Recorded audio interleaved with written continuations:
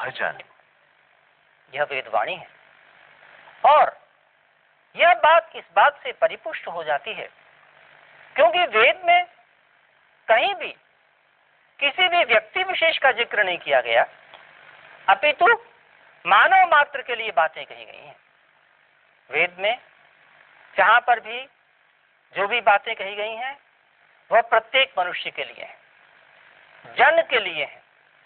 वेद में एक शब्द आया जन, और उसका अर्थ कुछ लोगों ने लगाया कि यह कुछ वर्ग विशेष के लोगों के लिए है, परंतु अन्य मंत्रों में और आगे का जो विकास है उसके अनुसार हम देखें तो ये पाते हैं कि जन शब्द अपने आप में मनुष्य मात्र का वाचक है।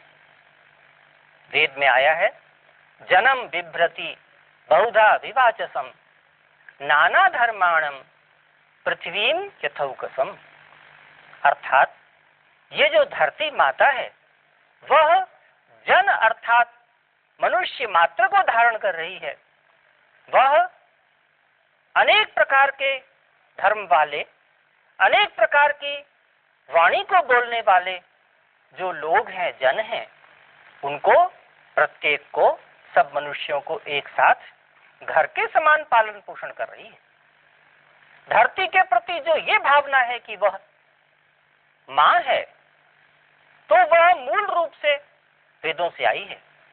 माता भूमि पुत्रो हम पृथिव्याः, यह वेद का मंत्र है।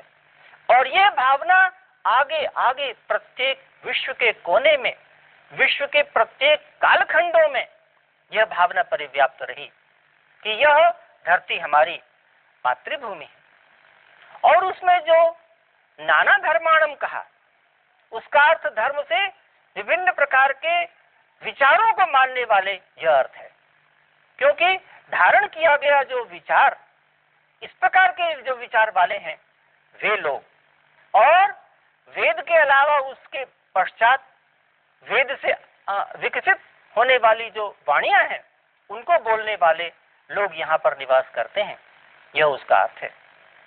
तो यहाँ पर जन शब्द मात्र का वाचक है, इसलिए यह जो वेदवाणी का मंत्र है वह समस्त प्राणी मात्र के लिए है।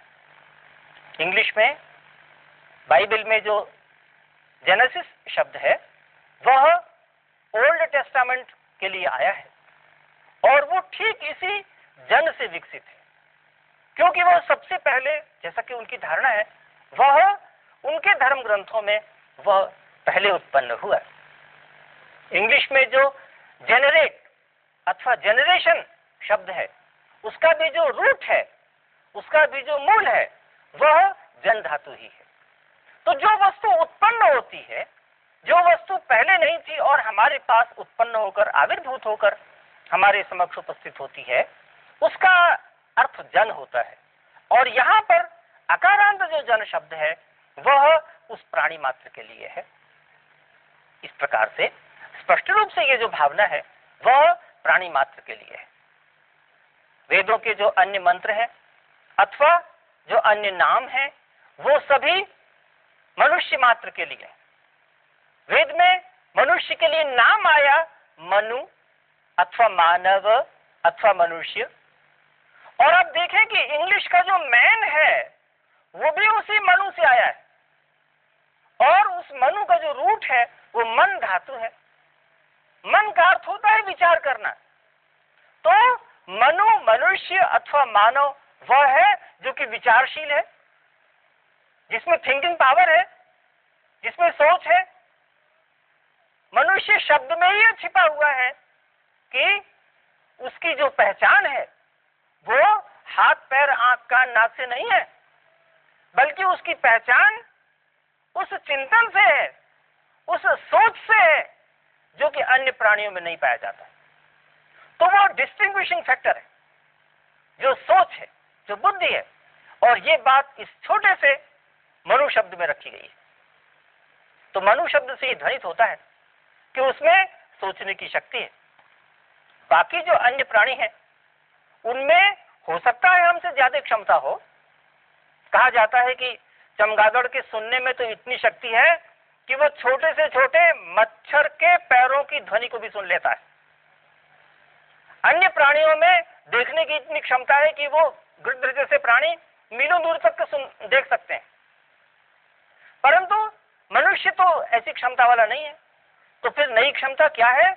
वो नई क्षमता ये है कि वो ये जान पाता है कि चमगादड़ में इतनी बड़ी शक्ति है, गिद्ध में इतनी बड़ी शक्ति है।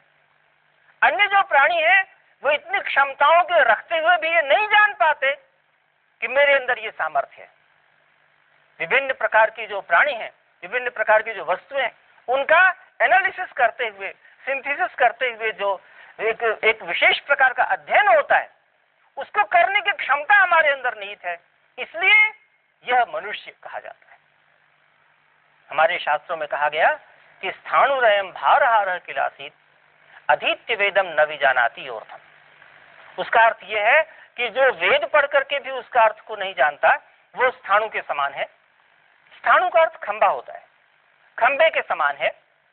यह जो खंबा होता है वो कितने बड़े विशाल बड़ी बिल्डिंग के भार को उठाए रखता है, जितना हम तो नहीं उठा सकते, सामान्य अन्य प्राणी भी नहीं उठा सकता उतने भार को, परंतु वह खंबा उठा लेता है। इतना होने के पश्चात भी वो हीन है। क्यों? क्योंकि वो नहीं जानता कि हम भार को उठा रहे हैं, और मेरे में ये सामर्थ्य है कि मैं जान सकूं कि वो भार को उठा रहा है। और साथ ही इंजीनियर ये भी बता देता है कि इतना खंबा कितने बड़े भार को उठा पाएगा, कितना शक्ति है उसमें, कितना सामर्थ्य है।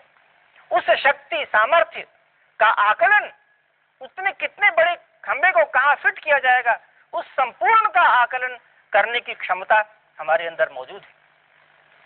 और इसके कारण से उसको मनु कहा गया, मनुष्य कहा गया। मनु में जो रूट है, मैंने भी आपको कहा कि मन धातु से बना है, यह मन रूट से बना है, और इसी मन से मनस बना है। मनस का अर्थ, जिसको हम लोग हिंदी में मन कहते हैं, हमारी संस्कृत में वो मनस कहा जाता है। मनस अंदर रहने वाला एक ऐसा उपकरण है जिससे हम किसी चीज को जानते हैं, समझते हैं। जितनी हमारी इंद्रियां हैं वो बाहरी उपकरण है, चक्षु है, श्रोत्र है, वो बाहरी उपकरण है। और अंदर रहने वाला एक उपकरण है जिसको दर्शन शास्त्र की भाषा में अंतर इंद्रिय कहते हैं, उसको मनस कहा गया है। और ये जो मनस शब्द है वो भी उसी मन से विकसित हुआ है जिसका हमने आपसे पहले वर्णन किया। वो उसी थिंकिंग, उसी सोचने अर्थ में विकसित हुआ है, और उसी मन से हमारा जो मेंटल या मेंटेलिटी या जो मेंटल पावर इत्यादि जो इंग्लिश के शब्द हैं, वो भी उसी मन से विकसित हुए हैं। इससे सिद्ध होता है कि वेद में जो मनु अथवा मनुष्य अथवा मनस का वर्णन किया गया और उसका जो रूट वेद में समझा गया, वो रूट पूरे विश्व में प्रचलित हुआ है। यह मान्यता कि मनुष्य में यह एक मान्यता थिंकिंग वाली जो है वो अनूठी है और वो किसी अन्य में नहीं पाई जाती,